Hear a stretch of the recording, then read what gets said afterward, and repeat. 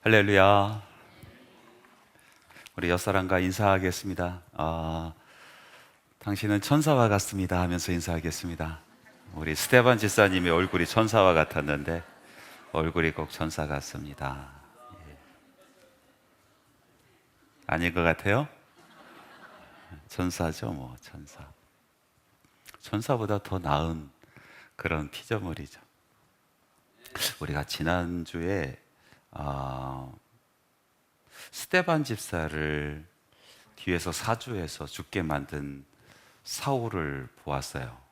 아주 악독한 사람입니다.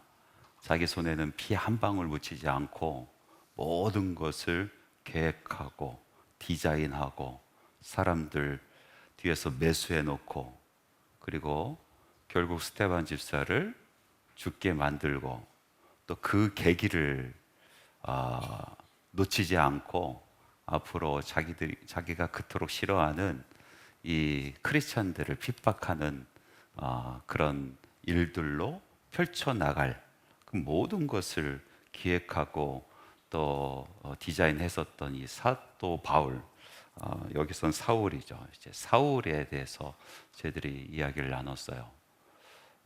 스테반 집사님이 돌에 맞아 죽기 전에 자기들이 매수했었던 그 거짓 증인들 있지 않습니까? 이 거짓 증인들이 옷을 벗어서 이 사울 앞에 둡니다. 내가 당신과 맺었던 그 계약이 지금 잘 이루어지고 내가 그 일을 합니다 하면서 확증을 하는 거죠. 확증을 하면서 그 옷을 벗어다 두었어요.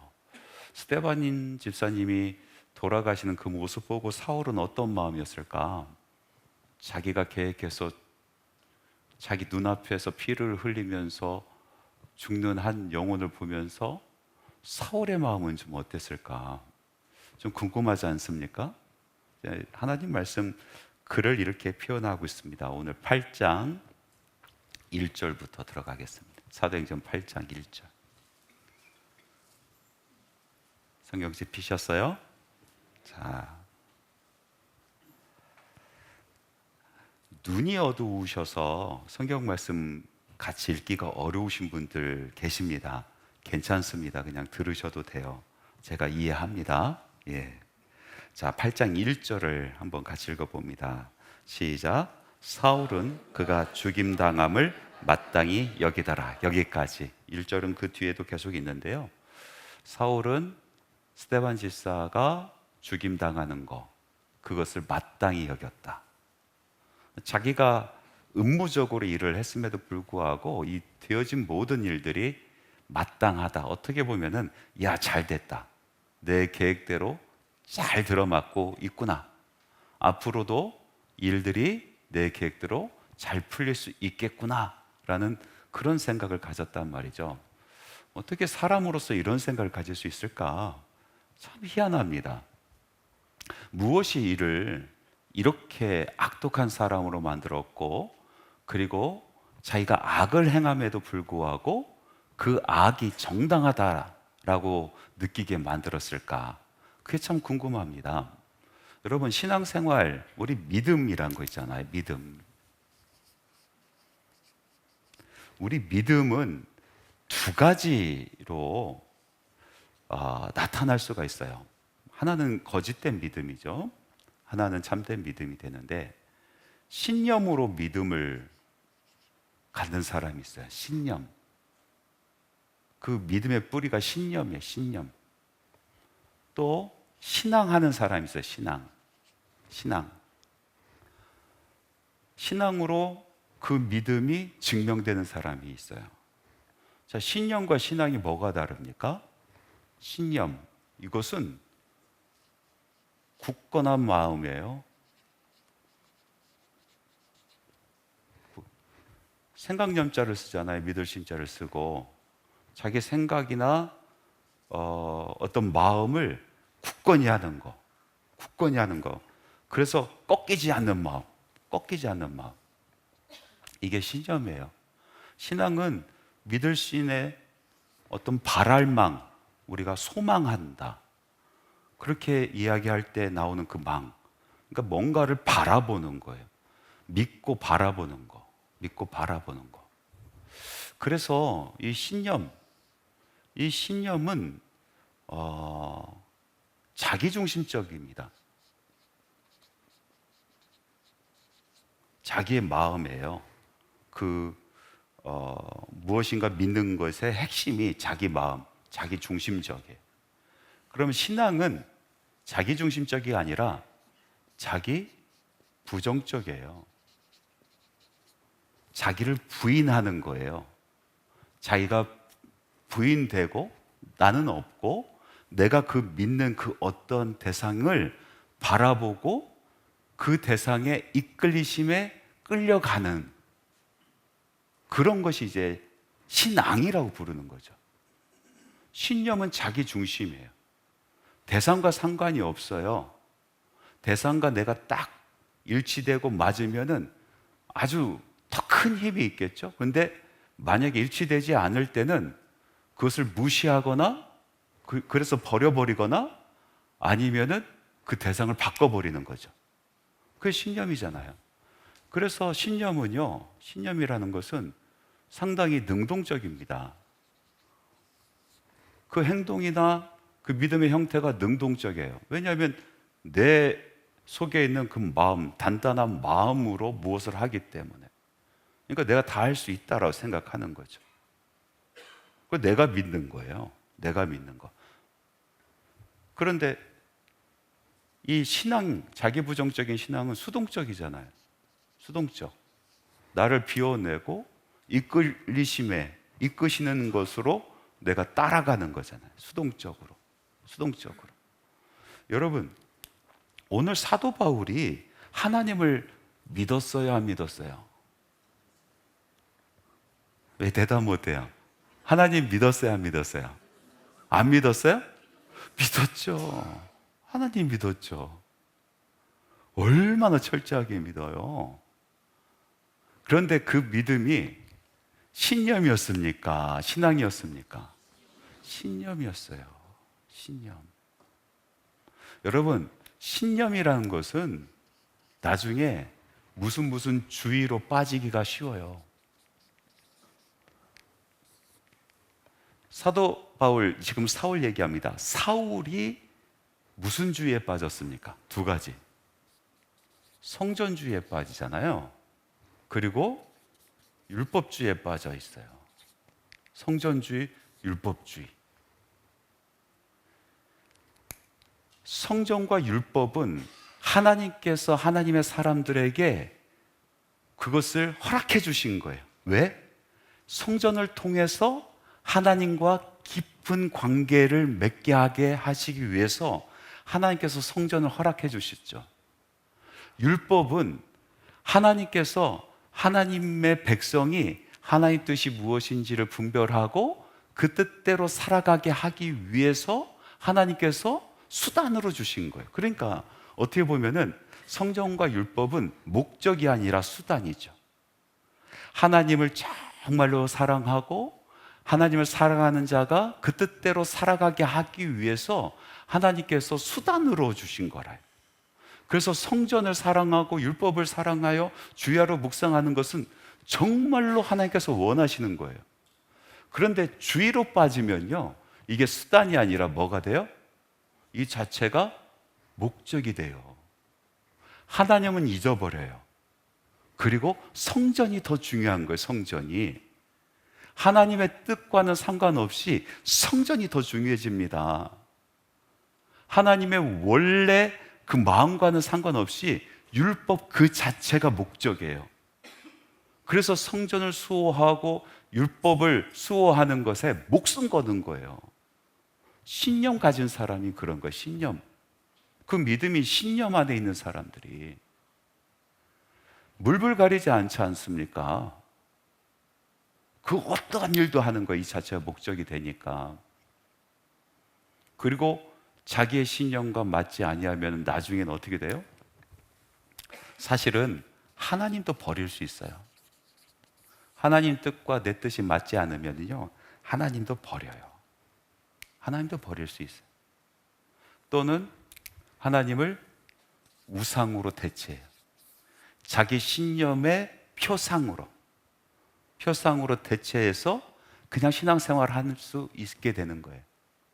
그러니까 겉으로 보기에는 하나님을 믿는 사람처럼 보여요. 그런데 사실은 자기 신념의 어떤 결정체, 신념의 어떤 표상에 우상을 두고 하나님을 섬기듯이 섬기는 거죠. 이 사울은 바로 그런 신앙을 가지고 있어요. 얼마 전에 2019년도에 힐송 아시죠? 힐송. 저 호주와 저 북미주 또 남미까지 아주 많은 사람들이 그 찬양으로 은혜 받고 또 예수님께로 돌아오고 하는 그런 많은 역사가 있었는데, 그 힐송을 인도하는 찬양 사역자, 아주 유명한 사람이 있었어요. 그 찬양 사역자가 커밍아웃을 했어요. 내가 가지고 있는 신념과 기독교 신앙이 다르다는 거예요. 그래서 자기는 교회를 떠나겠다 하고 커밍아웃을 했어요. 많은 사람들이 쇼킹, 어떻게 그럴 수 있을까? 내가 그 사람이 만든 찬양으로 은혜 받았고 그 사람이 인도하는 찬양 집회 속에서 내가 예수님 만났는데 이게 무슨 일인가 하면서 많은 젊은 사람들이 마음에 갈등을 하고 또 방황도 하게 되었었던 그런 사건이 있었어요.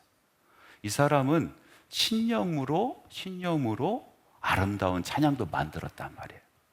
신념으로 찬양 사역자로 정말 멋들어진 예배도 인도했어요. 교회의 핵심 리더가 되었어요. 그런데 그 사람은 신념, 그 믿음의 속을 보니까 신앙이 아니고 자기 부인하는 것이 아니고 신념에 똘똘 뭉쳐 있었던 사람이죠. 여러분, 신앙을 갖는 사람은 자기 부인을 하는 사람이에요. 내가 어떤 생각을 갖고 있던, 어떤 경험으로 이러한 생각을, 또 이러한 어떤 확실한 그런 결론을 내린 것을 가지고 있더라도 하나님 말씀이 그렇지 않다라면은 자기를 부인하는 거예요. 신앙은 자기를 부인하는 거예요. 내가 이것이 맞다라고 생각해도 하나님의 말씀이 그것이 아니다라고 얘기했을 때는 그것을 부인하는 거예요. 그러면서 하나님이 원하시는 말씀대로 살아가는 삶, 이것이 정말 참되운 믿음, 신앙에서 오는 믿음이라는 겁니다. 사도 바울 이 사울을 보면서 이게 신념이 참 무섭구나. 자기 알아요. 사실은 자기가 무슨 짓을 하고 있는지. 그럼에도 불구하고 전혀 죄책감이 없어. 그리고 자기는 오히려 잘했다라고 생각하는 거예요. 어떻게 조금 더 심한 얘기를 하면은 하나님이 나를 도우셨다 이렇게 생각했을 거예요. 근데 그 하나님은 자기 신념이 만들어 놓은 우상이었던 거죠. 우상. 충분히 그럴 수 있어요. 왜 이렇게 진지해지셨어요? 여러분은 아니기를 소원합니다. 자기를 부인할 줄 알아야 돼. 말씀에 순복할 줄 알아야 돼. 말씀이 그렇다라면은 내 의지 내려놓을 줄 알아야 돼. 내 삶의 결론, 나의 주장, 말씀에 내려놓을 줄 알아야 돼. 그래야 이끌리심을 받아요. 그 이끌림 받는 길, 그것이 우리의 믿음의 길인 거예요. 믿음의 길. 자, 사울이 그랬다. 그리고 그 다음 말씀을 이어서 읽어보겠습니다. 시작. 그날에 예루살렘에 있는 교회에 큰 박해가 있어 사도 외에는 다 유대와 사마리아 모든 땅으로 흩어지니라. 자, 스데반 집사님이 순교하심으로 말미암아 벌어진 세 가지 아주 놀라운 사건이 있습니다. 첫 번째 사건이 방금 읽은 말씀에 보니까 뭡니까? 교회에 큰 핍박이 있었다. 큰 핍박이 있었다. 여러분 3절 말씀도 읽어보겠습니다. 3절 시작. 사울이 교회를 잠멸할세 각 집에 들어가 남녀를 끌어다가 옥에 넘기니라. 보니까 교회를 사울이 잔멸하였다. 여러분, 잔멸한 것이 뭡니까? 예? 잔멸하였다. 이것은 완전히 망가뜨려 버렸다는 거예요. 완전히 쑥대밭으로 만들어 버렸다. 쑥대밭으로. 교회를 완전히 바닥까지 탈탈 털어서 해체시켜 버렸다. 이런 뜻이에요. 잔멸하였다. 어떤 방법으로 했냐면 각 집에 들어가 남녀를 끌어다가 옥에 가두었다. 각 집에. 얼마나 큰 열심이에요. 정말 이런 열심이 없어요. 여러분, 이 당시에 이 예루살렘 교회의 교인 수가 몇 명으로 추정했죠? 2만 명이 넘었어요. 2만 명이 넘었다고. 그 사람들을 잔멸시켰어요. 집집마다 찾아가서 남녀를 다 끌어다가 옥에 가두었다. 대단한 열심이죠? 엄청난 열심이에요. 제가 그 전에 한번 설교 가운데 말씀드린 적이 있어요. 한 권사님을 제가 아는데 교회에 어떤 사건이 벌어지니까 그 사건을 알리기 위해서 그날 밤 전화를 300통을 돌렸어. 그날 밤에 전화를 300통을 돌렸어. 어떻게 이게 가능할까? 엄청난 열심이죠? 대단한 열심이에요. 야, 그렇게 전화 돌릴 그 힘으로 전도를 했으면은 얼마나 좋았을까. 그런데 이 나쁜 소식 알리려고 300통을 돌리는 그 열심, 그 열심은 어디서 왔을까? 신앙에서 왔을까? 신념에서 왔을까? 신념에서 오는 거죠. 신념에서 오는 거예요. 자기중심.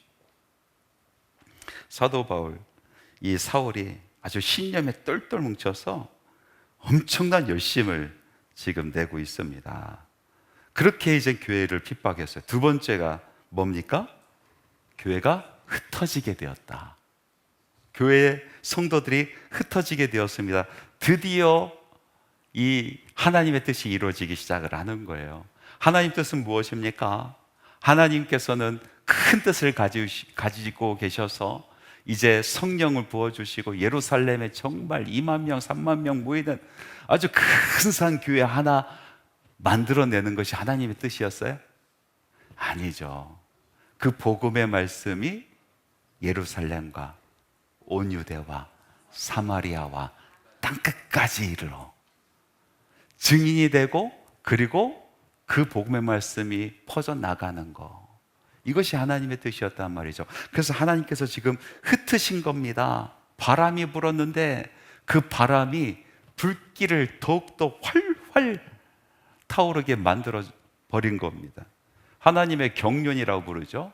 악을 선으로 바꾸사 하나님의 뜻을 이루십니다. 아마 지금 이런 큰 일이 벌어진 이 사건을 보고 사탄마귀는 아마 쾌재를 불렀을 거예요. 야, 내 뜻대로 된다 이제.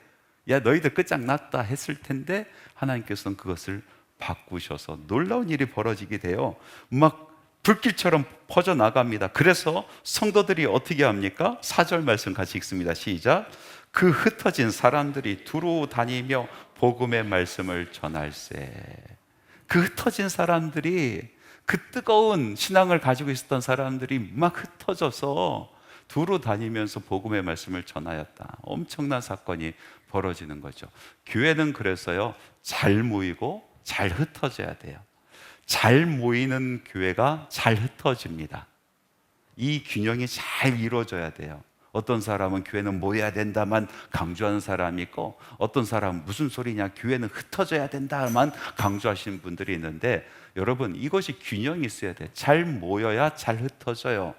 잘 모여서 하나님과 깊은 교제를 하고, 그리고 말씀으로 훈련 받고 성령으로 뜨거워질 때, 그때 흩어져서 그 사역을 감당하는, 그 뜨거운 마음으로 하나님께서 원하는 사역을 감당할 수가 있어요. 잘 모이지 못하는 교회는요, 흩어져도 가서 그냥 흩어져서 자기들 원하는 삶을 살지, 그 안에서 무슨 복음적인 삶을 살겠습니까? 잘 모이지도 않는데 무슨 그 사람들이 복음적인 삶을 살아요? 전혀 그렇지 않잖아요. 그러니까 모여서 뜨거운 교회가 흩어져서도 뜨거운 삶을 살 수가 있는 거예요. 자, 그런 놀라운 역사가 벌어집니다.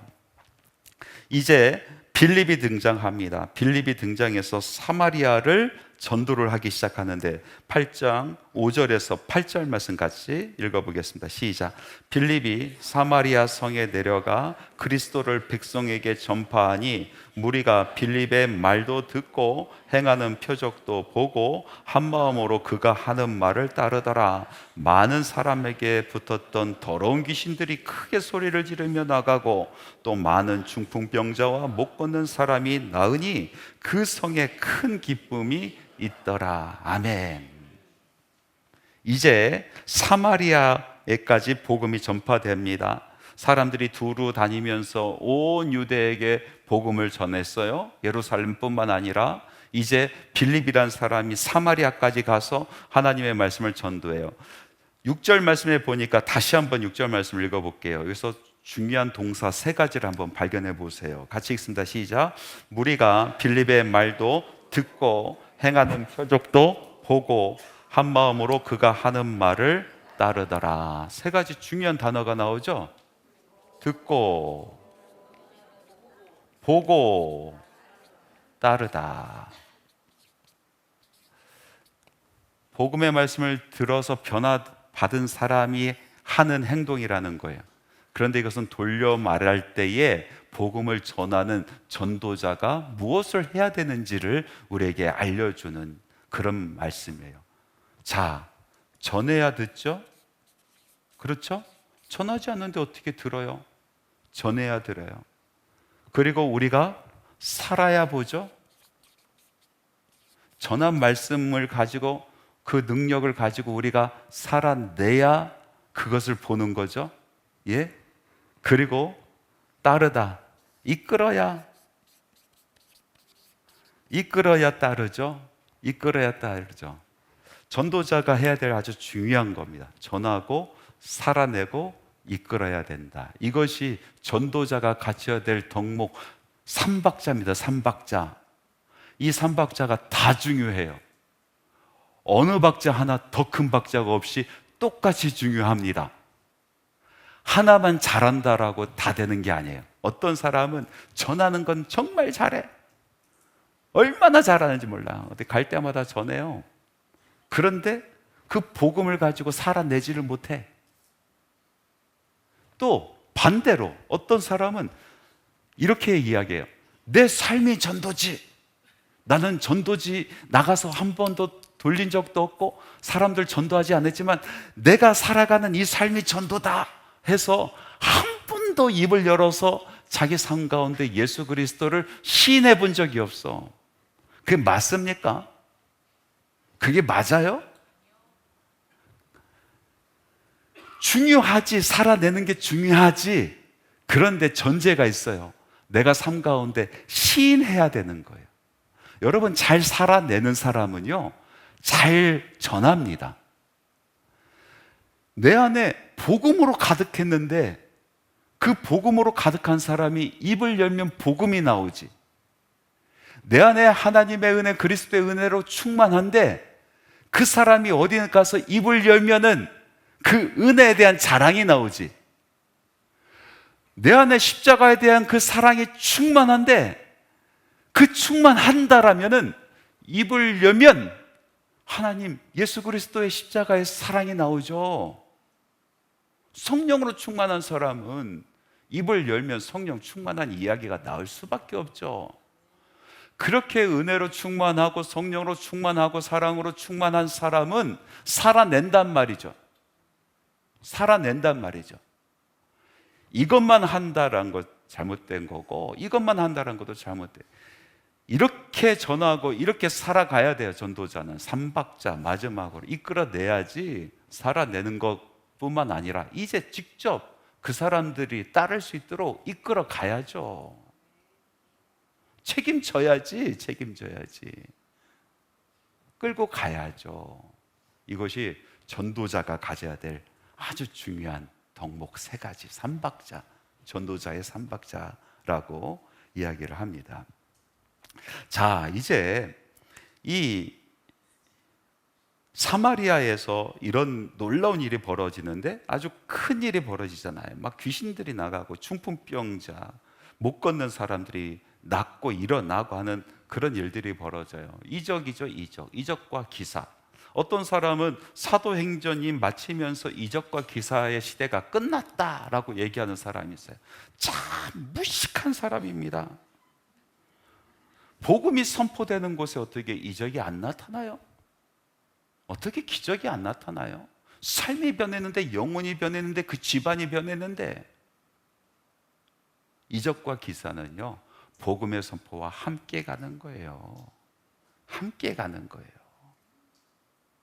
그런데 여기서 아주 중요한 사실이 있어요.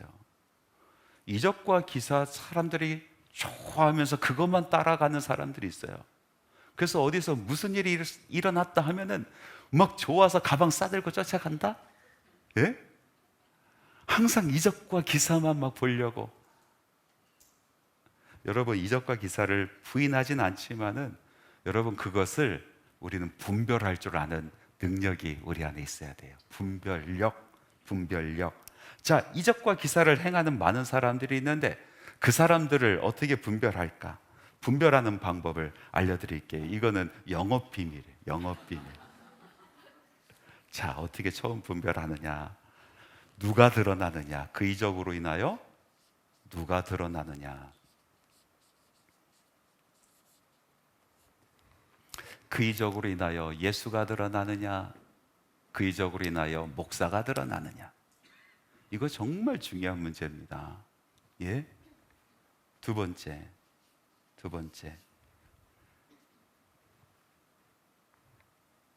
예수 믿는 사람들이 많아지는가? 그 이적으로 인하여 예수 믿는 역사가 일어나는가? 병 고침 받았어. 그래서 뭐? 그래 조금 더 살았어. 그래서 뭐? 예? 병 고침 받고 조금 더 살다가 지옥 가면 그 뭐예요, 그게? 그게 무슨 의미가 있죠? 병 고침 받고 옛날 살던 대로 그렇게 세상 낙을 즐기면서 그렇게 살다가 조금 더 늦게 죽었어. 그래서 뭐? 여러분, 예수님께서 이적과 기사를 많이 일으키셨는데 예수님의 이적과 기사를 가만히 보세요. 그 안에는 반드시 삶의 변화가 있어요. 그 영혼이 거듭나는 역사가 일어난다고요. 영혼이 살아나는 역사가 일어난다고. 그게 중요한 거예요. 예수 믿는 역사가 일어나느냐. 아주 엄청난 기적이 일어나는 집회일지라도 거기서 내가 회심하고 내가 예수의 사람이 되겠어 라고 결단한 사람이 없다라면은 그래서 뭐? 그게 무슨 의미가 있어요? 없는 거예요. 이걸 분별할 줄 알아야 돼요. 세 번째로, 이거는 이적과 기사를 많이 일으키는 사람, 그 사람의 삶의 열매가 있느냐. 삶의 열매가 있느냐. 그 사람이 정말 복음에 취해서 성령에 취해서 살아가고, 그리고 그 삶 가운데 성령의 아름다운 열매가 맺혀지는가. 여러분, 이것은 명확하게 봐야 될 문제예요. 네 번째로 성령을 부리느냐, 성령에 순종하느냐. 어떻게 보면은 이적과 기사를 일으키는 사람이 자기를 분별하는 방법일 수 있어요. 자기는 알겠죠. 성령을 부리느냐, 성령에 순종하느냐. 똑같은 치유의 역사가 일어났는데 내가 성령을 부려서 그 치유를 했느냐, 아니면 성령에 순종하여 그 일이 벌어졌느냐. 이 중요한 우리가 분별할 기준이 되는 거예요. 요즘에 참 사이비들 많아가지고 제가 영업 비밀을 이렇게 여러분들에게 알려드립니다. 분별할 줄 알아야 돼요. 오늘 말씀해 보니까 이거와 정반대되는 사람이 하나 나오더라고요. 이적과 기사에 관계돼서 시몬이란 마술사 이야기예요. 시몬이란 마술사가 나타납니다. 자, 9절 말씀부터 한번 읽어볼까요? 시작. 이 성에 시몬이라 하는 사람이 전부터 있어 마술을 행하여 사마리아 백성을 놀라게 하며 자칭 큰 자라 하니 낮은 사람부터 높은 사람까지 다 따르며 이르되 이 사람은 크다 일컫는 하나님의 능력이라 하더라. 엄청난 일을 한 사람이죠. 예? 엄청난 기적이 일어나게 하는 사람이에요. 그런데 누가 드러나요? 누가 높여졌어요? 자기예요. 예수를 따르게 합니까? 자기를 따르게 합니까? 자기를 따르게 하는 거예요. 이런 사람이 지금 복음의 말씀을 듣고 세례를 받았어요. 그리고 이제 예루살렘에서 사마리아에 복음이 전해졌다. 그리고 예수 믿는 사람들, 그런 사람들이 나와서 물로 세례를 받았더라. 그 보고를 듣고 예루살렘에 남겨져 있었던 사도 2명이 파송 갑니다. 그 일어난 일들을 확인하고 이제 성령으로 세례를 베풀기 위해서 그들에게 안수를 하니까 놀라운 기적이 일어나는 거예요. 사람들이 성령 받기 시작하는 거예요. 그 일을 보고 이 시몬이 어떻게 하는지 한번 보세요. 17절부터 한번 읽어봅시다. 시작. 이에 두 사도가 그들에게 안수하며 성령을 받는지라. 시몬이 사도들의 안수로 성령 받는 것을 보고 돈을 들여 이르되 이 권능을 내게도 주어 누구든지 내게 안수하는 사람은 성령을 받게 하여 주소서 하니 베드로가 이르되 내가 하나님의 선물을 돈 주고 살 줄로 생각하였으니 내 은과 내가 함께 망할지어다. 이 시몬은요, 예수 믿고 나서 자기 삶 속에 예수님을 따라가면서 살아가야 될 그 삶의 열매에 대해서 관심이 있어요, 없어요? 관심이 없어요. 뭐에만 관심이 있어요? 예? 자기가 높아지는 거에만 관심이 있어요. 자기가 명성을 얻는 거에만 관심이 있어요. 그래서 이 사람은 어떻게 합니까? 나에게 그 성령을 받게 하는 그 능력을 달라고 돈을 주는 거예요. 돈을. 여기 말씀을 보세요. 이 사람 생각엔 뭐로 가득해요? 성령에 자기가 순종할 생각이 있습니까? 아니면은 자기가 어떻게 하면 성령을 부릴 생각을 하고 있습니까? 성령 부릴 생각을 하고 있는 거예요. 성령 부릴 생각. 이게 시몬이 하는 일이에요. 오늘날도 마찬가지입니다. 많은 이적과 기사가 복음이 선포되는 곳에 드러나는 것은 맞으나, 그러나 이것을 시몬이 마술 부리는 것처럼 그렇게 역사를 일으키는 사람들이 있다라는 거예요. 여러분 조심해야 됩니다. 아무데나 엄청난 일이 벌어졌다 하고 쫓아다니지 마세요. 가방 들고 절대 쫓아다니지 마십시오. 우리 한스만 교회에서 신앙생활하는 게 얼마나 행복합니까? 예?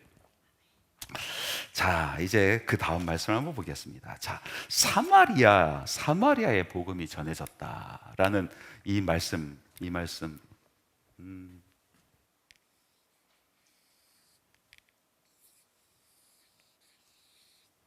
자, 여기가 이제 갈릴리 지역이잖아요. 갈릴리 지역.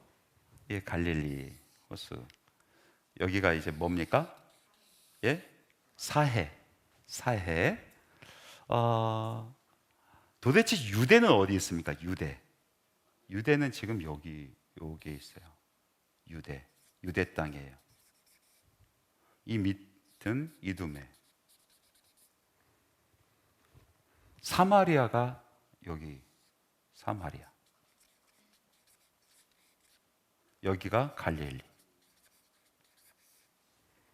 그렇죠? 예루살렘이 어디 있어요? 예루살렘이 여기 정도 있네. 여리고가 어디 있습니까? 예루살렘 옆에 있죠.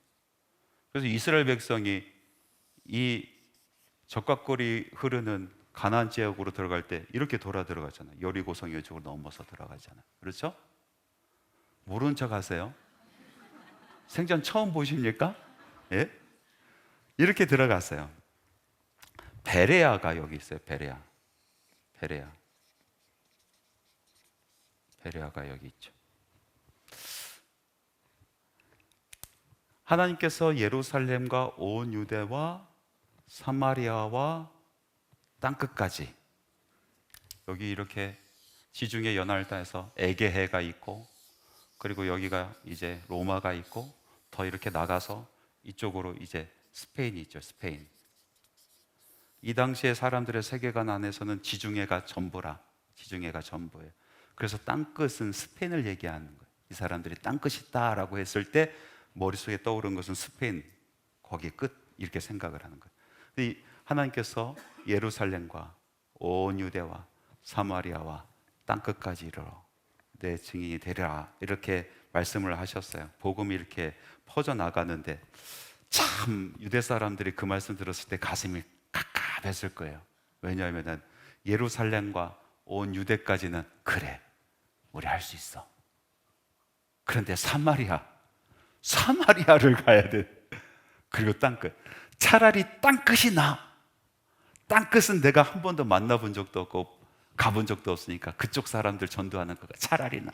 나는 죽었다 깨어나도 사마리아는 안 돼. 아마 다 그렇게 생각을 했을 거예요. 다. 왜 그랬습니까? 역사적으로 봤을 때 사마리아와 유대 사람들은 아주 철천지 왼수지요. 철천지 왼수예요. BC 10세기경부터 이제 나라가 완전히 두동강 나지 않습니까? 다윗의 왕조, 유대와 베냐민 지파만 남고 다 떠나갔어요. 그 사람들이 이제 사마리아 사람들이. 사마리아란 나라가 BC 722년도에 아수르에게 멸망을 당하는데, 아수르의 정책이 뭐냐면은 민족 혼합 정책이에요. 민족의 고유성을 말살시키기 위해서 이쪽에 있는 민족에 있는 사람들을 절반을 떼어다가 이쪽으로 이주시키고 저쪽에 있는 사람들 이쪽으로 이주시키고 하면서 아수르 사람과 섞이게 하고 다른 민족과 섞이게 하고, 그 정책을 오랫동안 썼단 말이죠. 그러니까 이 사마리아에 있는 사람들은 더 이상 유대인의 전통 혈통을 가지고 있는 사람이 아닌 거죠. 유대 사람들의 입장에서는 저 사람들은 다른 민족의 피가 섞인 아주 더러운 사람들이 되는 거예요. 나중에 이 유대도 바벨론에게 멸망을 당했다가 이제 바벨론 포로로 갔다가 돌아오잖아요. 돌아와서 제일 이곳에 예루살렘 성을 쌓는데 방해를 했었던 사람들이 사마리아예요. 사마리아 사람들이 방해를 하다가 나중에 자기들이 회심해서 우리 다 같이 다시 한번 옛날에 그 다윗의 왕국을 꿈꾸며 다시 한번 나라를 세워보자, 그렇게 제안을 했는데 유대 사람들이 이런 지혜에 딱 거절하지 않습니까? 너네랑은 안 해. 내가 죽었다 깨어나도 너네랑은 안 해. 담을 쌓아버려요. 그렇게 하니까 나중에는요, BC 4세기에 이 사마리아 사람들이 예루살렘이 아닌 그리심 산에 성전을 세우고 자기네들끼리 따로 예배를 드립니다. 그리고 하나님의 말씀을 모세 오경 외에 다른 것은 우리 믿지 않는다라고 선포해버려요. 그러면서 철천지 왼수가 되는 거예요. 예수님 당시에도 유대 사람들이 사마리아 땅을 걸어갔습니까? 안 갔습니까? 유대 사람들이 갈릴리를 가려면 어떻게 갔어요? 사마리아를 통과해서 갔습니까? 아니죠. 사마리 통과하지 않냐고 이렇게 베레아로 해서 뺑 돌아서 갈릴리 들어갔다고요. 뺑 돌아서. 상종도 하기 싫은 사람들이에요. 철천지 왼수예요. 왼수. 만나고 싶지도 않은 사람들. 그런데 하나님은요, 요 벽을 반드시 넘으라는 거죠. 반드시 복음은 이 철천지 왼수를 이 천천지 왼수에게 선포되고 복음 안에서 화해하고 하나 될 때 비로소 땅끝까지 이룰 수 있는 거예요. 땅끝까지. 이해가 되십니까? 여러분, 여러분의 삶 속에 철천지 왼수가 있어요, 없어요? 아이고, 있다라고 어떻게 이렇게. 철천지 왼수가 있죠. 멀리 있으니까 가까이 있습니까? 아주 가까이 있어. 옆에서 숨을 쉬고 있어. 근데 그 숨 쉬는 것도 그렇게 싫어. 밥 먹는 것도 싫고. 어떻게 하는 짓거리가 그렇게. 그래서 예수님께서 하신 말씀 중에서 제일 은혜 받는 것이 내 가족이 내 원수니라 라고 하신 말씀에 제일 은혜 받아. 원수예요. 그러나 그 원수를 사랑해야 돼. 그 원수를 품어야 돼. 이거를 넘지 않고서는 복음의 세계가 열리지 않아요. 이 원수를 품지 않고는, 복음 안에서 품지 않고는, 이걸 넘지 않고는 내 인생에, 내 삶 가운데 복음의 세계는 열리지 않습니다. 하나님께서 유대 사람들을 통해서 복음이 선포되게 하는데 그리스도 안에서 원수도 사랑하고 그 원수도 뛰어넘어야, 그래야 땅끝까지 간다라고 하시면서 사마리아에게 복음을 전하게 하십니다. 그것은 하나님의 마음을 갖지 않고는 절대로 할 수 없는 일이에요. 하나님의 마음, 하나님이 나를 사랑하는 것처럼 내가 생각하는 그 원수도 사랑하신다. 하나님, 예수 그리스도께서 나를 위하여 십자가에 달려 돌아가신 것처럼 내가 원수라고 생각하는 그 사람을 위해서도 십자가에 달려 돌아가셨다는 것이 인정이 돼야 돼요. 그 마음이 품어져야 복음의 세계가 열리는 겁니다. 자, 이제 빌립이 에도피아를 전도하는 내용들이 뒤에 서술이 됩니다. 자, 26절부터 한번 읽어보겠습니다. 시작. 주의 사자가 빌립에게 말하여 이르되 일어나서 남쪽으로 향하여 예루살렘에서 가사로 내려가는 길까지 가라 하니 그 길은 광야라. 일어나 가서 보니 에디오피아 사람 곧 에디오피아 여왕 간다게의 모든 국고를 맡은 관리인 내시가 예배하러 예루살렘에 왔다가 돌아가는데 수레를 타고 선지자 이사야 글을 읽더라. 성령이 빌립더러 이르시되 이 수레로 가까이 나아가라 하시거늘. 자, 이제 빌립이 에디오피아에서 온 내시, 아주 높은 직위에 있는 내시, 이 관리를 전도를 하면서 땅끝까지 복음이 전파되는 이제 신호탄이 올려지게 되는데, 이 빌립이 에디오피아 내시를 전도하는 이 말씀 속에서 우리가 전도에 대해서 조금 더 깊이 생각해야 될 세 가지 중요한 요소가 있어요. 첫 번째는 뭐냐면 방금 읽은 것처럼 우리가 영혼을 구원하는 사역, 전도하는 사역 가운데는 반드시 성령의 말씀하신 그리고 성령의 도우심이 있다라는 거예요. 여러분, 이 말씀을 보고 어떤 사람은 봐라, 직통계시자, 직통계시 이렇게 이야기하는 사람이 있어요. 직통계시. 그래서 하나님의 말씀과 상관없이 또 교회의 어떤 질서나 영적인 그런 위계 질서와는 상관없이 나는 지금 다이렉트로 성령께서 나에게 항상 말씀하시고 나는 그 말씀 따라 살아갑니다. 성경 말씀에 뭐라고 얘기하는지 나는 상관없어. 나는 말씀을 나에게 주셨어. 그리고 그걸 확신하고 그거 따라 살아가는 사람에서 옆에서 목사님들이 야, 그거 아닙니다. 아무리 말려도 성령께서 나에게 주셨는데 당신이 성령보다 높아 하면서 얘기하시는 분들이 있어요. 목사님, 당신이 성령보다 높냐고. 난 성령이 얘기해 줬다고 하면서 목사님들 얘기도 듣지 않고 장로님 얘기도 듣지 않고 그냥 무수의 뿔처럼 혼자만 달리는 사람들 있어요. 여러분, 이 계시라는 걸 우리가 잘 알아야 돼요. 계시는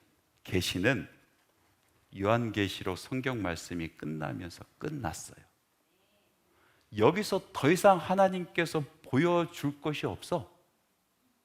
이 안에 하나님의 뜻이 다 담겨져 있어요. 이해 가십니까? 계시는 말씀으로 끝이 났어요. 그러나 우리 삶 가운데 영혼을 구원하려고 하는 그런 사역 가운데에 여전히 성령께서 그것을 도우시는 자녀 계시가 있다는 거예요. 자녀 계시. 예수님께서 십자가에 달려 돌아가시면서 그 고난을 이겨내시고 부활하시면서 모든 사역을 다 이루었다 하시면서 완성시키셨어요.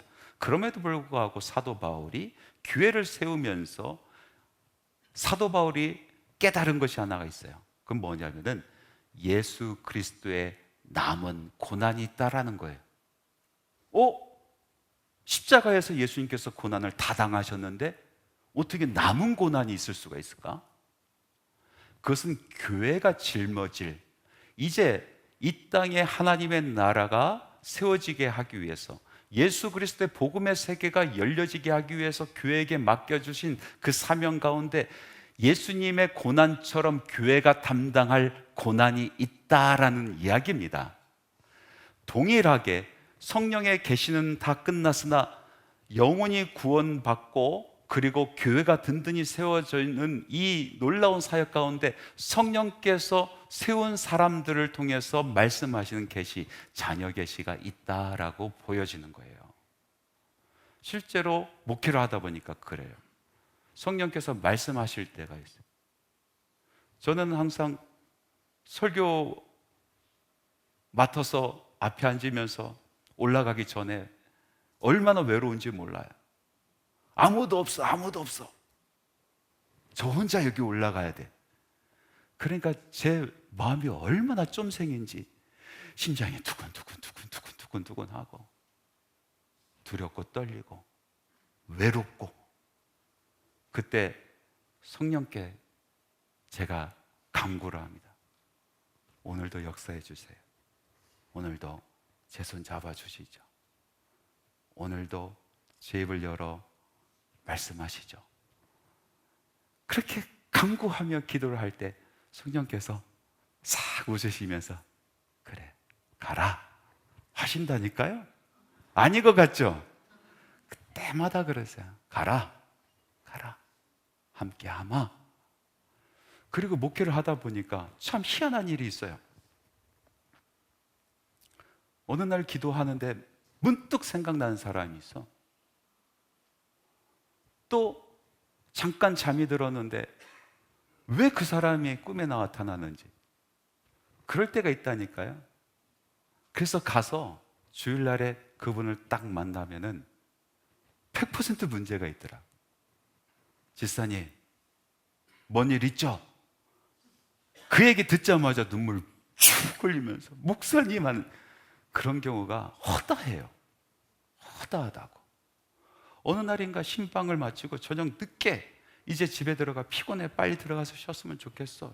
사람 만나는 일이 얼마나 힘든지 몰라요. 저 같은 사람 빨리 쉬었으면 좋겠는데 가는 길에 계속 성령께서 이야기하시는 것처럼 마음 끌리는 그 집 한 번 더, 그 집 한 번 더 할 때가 있다고.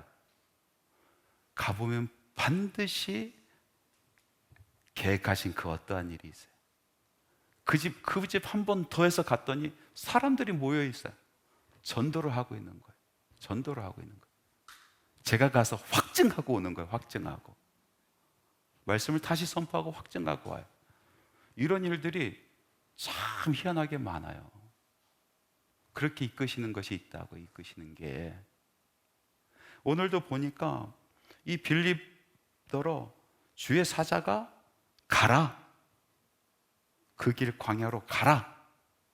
가보니까 마차가 달려가. 성령께서 쫓아가라. 사막에서 이 빌립이 마차는 막 달리는데 그걸 막 쫓아가잖아요. 막 뒤에 말씀 보세요. 수레를 쫓아가, 달려가면서 쫓아가. 지금 뭐 하고 계세요? 이사야서 읽고 있는데요. 그거 이해되세요? 이러고 쫓아가잖아요, 지금. 이런 일이 벌어지는데, 그러나 우리가 분별이 필요하다고요. 여러분, 내가 성령님께서 하신 말씀을 들었다. 이 말씀은요, 분명히 우리로 하여금 힘들게 하는 말씀이 대부분입니다. 우리가 자칫 잘못하면 우리의 욕망 때문에 그 말씀을 들었다라고 자기가 확신할 때가 있어요. 내 욕망을 채우려고 내가 이것이 되기를 너무나 원해서 성령께서 말했다라고 그냥 빨리 확증해버린 때가 너무 많다고요. 그게 속는 거예요, 속는 거. 제가 아는 목사님 한 번 전화가 왔어요. 교회에 문제가 생긴 거예요. 어떤 문제가 생겼냐면은 한 집사님이 기도를 참 많이 하시는데 어느 날인가 성령께서 기도 가운데 말씀하셨어요. 무슨 말씀을 했냐면은 K집사한테 가서 돈 1,000만 원을 달라 하라 이러셨대요. 그래가지고 K집사한테 찾아갔잖아, 이 사람이. 아니, 성령께서 이 얘기했다니까? 그 K집사한테 찾아가서 1,000만 원을 달라 하십니다. 그러니까 얼마나 황당해요. 그래서 이분이 목사님을 찾아온 거예요. 이래서 1,000만 원 달라고 하는데 어떻게 합니까? 성령께서 이야기하셨다는데, 기도 가운데 응답받았다는데. 그래 목사님이 물어봤대요. 왜 성령께서 왜 그 사람에게 찾아가서 1,000만 원을 달라, 그리고 그 1,000만 원을 가지고 어떻게 쓰라 하십니까? 그랬더니 뭐라고 하냐면 정확하게 성령께서 그 이름까지 이야기를 해주시면서 모모 기업의 주식에 투자하랬답니다. 예? 이런 일이 벌어졌대요. 그래서 골치 아프다. 골치 아플 게 뭐였어? 그거 거짓말이지. 100% 거짓말이지. 왜 성령께서 누구누구 집사가 지금 너무나 힘드니까 너 돈 가진 거 1,000만 원 긁어 모아서 그 집사 줘라, 이런 얘기는 안 하실까? 왜 주라고는 안 하실까? 그 사람 지금 참 어려운 상황에 있으니까 좀 줘라. 네가 가서, 내가 안다, 네가 꼬불 쳐둔 돈 100만 원 있는 거 안다, 갖다 줘라. 이런 말씀 왜 안 하실까? 예? 여러분, 성령께서 지금도 우리에게 말씀하실 때는요, 우리로 하여금 예수 그리스도께서 가신 그 길을 따라가게 하시기 위해서 우리를 끌어가시는 말씀이에요. 예수님께서 가신 길은 평탄한 길, 넓은 길, 배 떵떵거리며 살아가는 길이 아니라고요. 그 길은 험한 길, 좁은 길이에요. 사람들이 가고자 하지 아니하는 길. 나조차도 예수 믿는다고 하지만 가고자 하지 않아야 하는 그 길을 성령께서 가게 하신다는 거예요.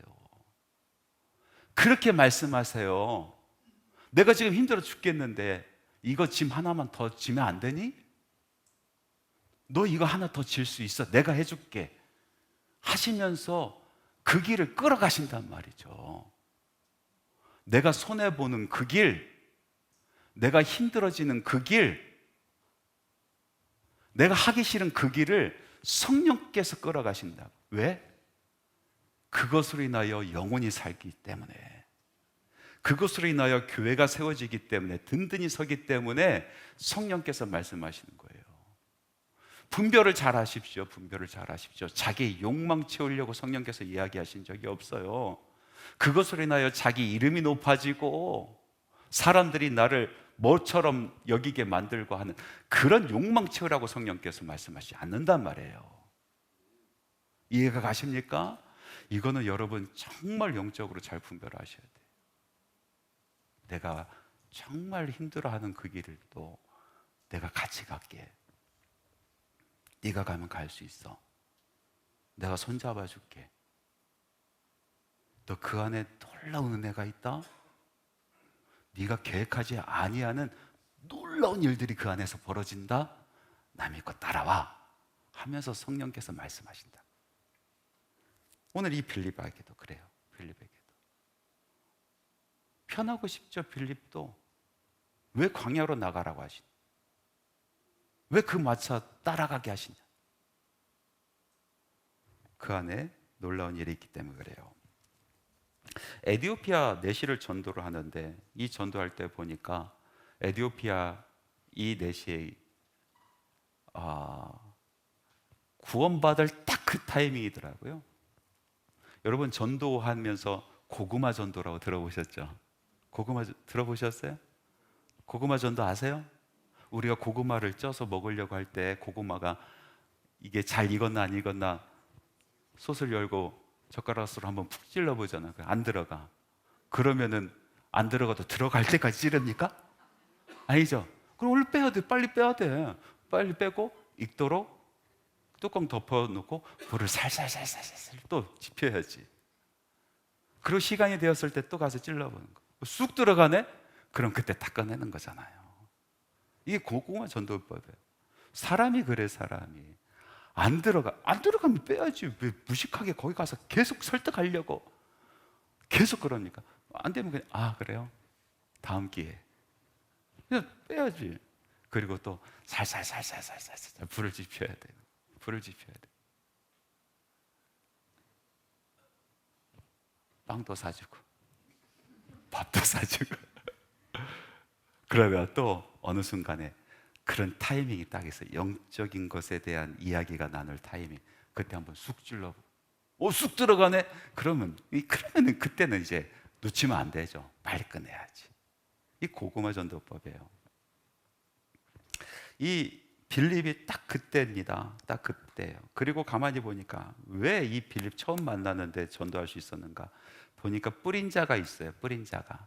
빌립이 읽고 있는 이 성경 말씀이 어디입니까? 이사야서 53장에 있는 7절 이하에 있는 말씀이잖아요. 왜 이 말씀을 읽었을까요? 당시에는 이런 책이 아니고 두루마리 성경, 두루마리의 성경 전체를 갖고 다니면 마차에다 가득 실어도 다 못 실잖아요. 그런데 왜 하필이면 이사야서 53장에 있는 그 부분을 두루마리를 가지고 있었을까? 지금 이 당시에 예루살렘에서 가장 크게 이슈가 되는 본문 말씀이 이사야서 53장의 말씀. 그가 누구냐? 우리가 그리스도라고 기다리는 그분이 누구냐? 정말로 예수 믿는 사람들처럼 예수 그리스도냐? 아니면은 아니다라고 여기고 핍박하는 유대교가 얘기하는 그 사실이 맞는가? 이게 가장 큰 이슈였죠. 그래서 이 내시가 그거를 가지고 가는 거예요. 그걸 펼쳐 읽고 있는 거예요. 누군가가 분명히 예루살렘과 온 유대에 흩어져 있는 그 성도 중에 누군가 이 내시에게 예수 그리스도에 대한 복음을 전했음에 분명합니다. 그 누군가 씨를 뿌렸다는 거예요. 여러분, 전도라는 것은 누군가 반드시 씨를 뿌려요. 내가 거둘 수도 있고 못 거둘 수도 있고, 내가 오늘 씨 뿌리는 사람일 수도 있고 거두는 사람일 수도 있고, 내가 오늘 결론을 내지 못해도 반드시 그 씨는 열매를 맺기 마련입니다. 여러분, 포기하지 마시고, 전도는 은사가 아니에요. 물론 전도 잘하는 사람들이 있죠. 그런데 전도는요, 당연한 겁니다. 당연한 거. 오늘 전도에 대한 말씀을 여기까지 하고, 자, 한 가지 궁금한 점이 있어요. 지금 누가가 사도행전을 쭉 이제 기술해 나가는데, 예루살렘에 모였던 성도들이 흩어져서 복음을 전했다 하면서 유독 빌립에 대해서 두 가지 사건을 아주 자세하고 분명하게 다루고 있어요. 왜 유독 빌립에 대해서 그렇게 조명을 했을까? 다른 사람들은 그랬다라고만 얘기하고, 어떻게 이 누가는 빌립이 그런 일을 했는지, 사막에서 그 에도피아의 내시를 만나서 둘이 은밀하게 이야기했었던 내용을 마치 자기가 보고 있는 것처럼 누가가 적고 있는 그 이유, 그 방법은 무엇이었을까? 너무나 궁금하지 않습니까? 예? 그것은 나중에 이 사도행전 21장 할 때 그때 얘기하도록 하겠습니다. 오늘 여기까지입니다. 기도하겠습니다. 참 좋으신 하나님 아버지, 감사합니다. 오늘 주신 말씀을 잘 이해하게 하시고 복음을 먼저 받은 저희들이 정말 가슴이 불타서 예수 그리스도의 증인으로서 살아가고 복음을 전하는 참된 인생, 복된 인생 될 수 있도록 우리 하나님 도우시고 역사하여 주옵소서. 예수님의 이름으로 기도합니다. 아멘.